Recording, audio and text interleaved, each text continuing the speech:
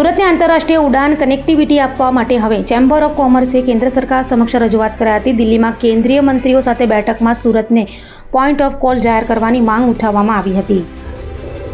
સુરતને point of call જાહેર કરવાની માંગ સાથે કેન્દ્રીય મંત્રી સમક્ષ રજૂઆત કરાઈ હતી। South Gujarat chamber of commerce દ્વારા કેન્દ્રીય કેબિનેટ જળશક્તિ મંત્રી સી આર પાટીલની મધ્યસ્થતાથી દિલ્હી ખાતે મળેલી બેઠકમાં સુરતના એવિએશન વિકાસના વિવિધ મુદ્દાઓ પર વિસ્તૃત ચર્ચા થઈ હતી। ચેમ્બરના પ્રતિનિધિ મંડળની ઉડ્ડયન મંત્રી સમક્ષ રજૂઆતમાં મુખ્ય મુદ્દાઓ જેવા કે ડાયમંડ ટેક્સટાઇલ કેમિકલ્સ અને એમએસએમઈ ક્ષેત્રે વૈશ્વિક ઓળખ ધરાવતા સુરતને આંતરરાષ્ટ્રીય એર કનેક્ટિવિટીની માંગ કરી હતી। સુરત, દુબઈ, શારજા અને બેંકોક માટે અગાઉ ચાલતી સીધી ફ્લાઇટ્સ ફરી શરૂ કરવી અને સુરતને દ્વિપક્ષીય એર સર્વિસીસ એગ્રીમેન્ટ હેઠળ પોઈન્ટ ઓફ કોલ તરીકે સામેલ કરવા રજૂઆત કરી હતી। દેશના આર્થિક પાટનગર મુંબઈ ખાતે દૈનિક કનેક્ટિવિટીની પણ માંગ કરાઈ હતી। તો દિલ્હી માટે ફ્લાઇટ ફ્રીક્વન્સી વધારવા રજૂઆત સાથે સુરત ભુવનેશ્વર ડાયરેક્ટ ફ્લાઇટ શરૂ કરવાની અને જોધપુર, જેસલમેર, રાંચી, પટના, વારાણસી, કોચી, કોઇમ્બતુર, ઇન્દોર અને લખનઉ જેવા શહેરો સાથે નવી કનેક્ટિવિટી શરૂ કરવા પણ રજૂઆત કરી હતી। ચેમ્બર દ્વારા ઉડાન રૂટસ મંજૂર કરવા પણ માંગણી કરી હતી। સુરત એરપોર્ટના વધતા ટ્રાફિકને ધ્યાનમાં રાખી પીપીપી મોડલ આધારિત આધુનિકરણની પણ દરખાસ્ત મૂકવામાં આવી હતી। મંત્રી કિંઝારાપુ રામમોહન નાયડુએ તમામ રજૂઆતોને હકારાત્મક રીતે સાંભળી યોગ્ય વિચારણા સાથે ઝડપી પગલાં લેવાની ખાતરી આપી હતી।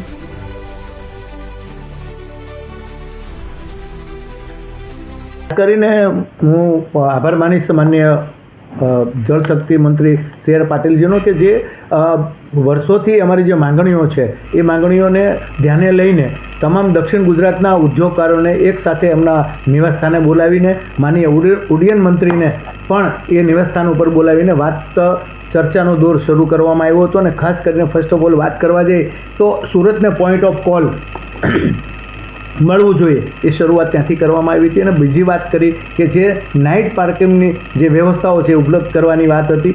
ત્રીજી વાત કરવા જઈએ તો જે રીતે ઇન્ટરનેશનલ ફ્લાઇટો ઘટાડવામાં આવી છે અને જે રીતે એને બંધ કરવાની શરૂ કરવાની આ જે પ્રક્રિયા છે એમાં વેપાર ઉદ્યોગને ઘણી બધી મુશ્કેલીઓ ઊભી થતી। ખાસ કરીને હોંગકોંગની વાત કરીએ, બેંકોકની વાત કરીએ, શારજાહની વાત કરીએ, દુબઈની વાત કરીએ, કારણ કે વાયા કનેક્ટિંગ ફ્લાઇટો બધી જ વાયા દુબઈ, વાયા શારજાહ, વાયા બેંકોક થઈને બધી ફ્લાઇટો બહાર જતી હોય છે। કારણ કે ટેક્સટાઇલનો ઉદ્યોગ છે એ ચાઇના સાથે પણ જોડાયેલો છે, યુકે સાથે પણ જોડાયેલો છે। એવી જ રીતે જ્વેલરીનો બિઝનેસ છે એ બેંકોક સાથે, હોંગકોંગ સાથે અને યુએસ સાથે પણ જોડાયેલો છે। તો કનેક્ટિંગ ફ્લાઇટો જે છે એ ટોટલી બંધ કરવાને લઈને વેપાર ઉદ્યોગની અંદર એક વાતાવરણ બહુ ગંભીર ઊભું થયું હતું અને જેને લઈને આને ખાસ ધ્યાનમાં રાખીને માનનીય સી આર પાટીલજીએ આ એક અગત્યની મિટિંગ બોલાવી હતી।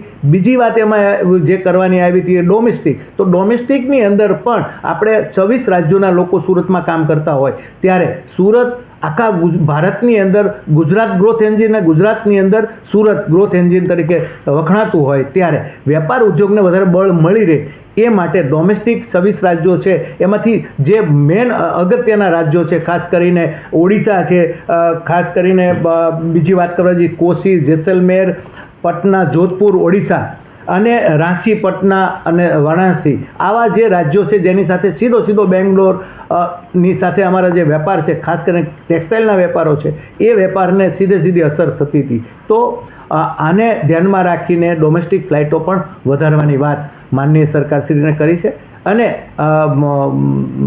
ઉડ્ડયન મંત્રીએ ખાતરી પણ આપી છે કે જે કાંઈ પ્રશ્નો છે એમાં ફર્સ્ટ ઓફ ઓલ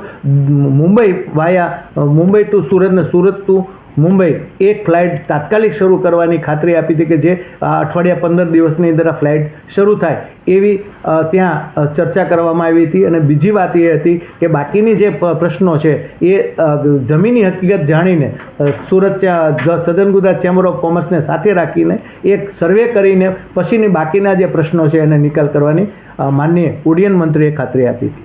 અશોકભાઈ, આ પોઈન્ટ ઓફ કોલ શું છે અને એનાથી સુરતને શું ફાયદો થશે? નહીં, એ તું કાપી જ નાખ ભાઈ।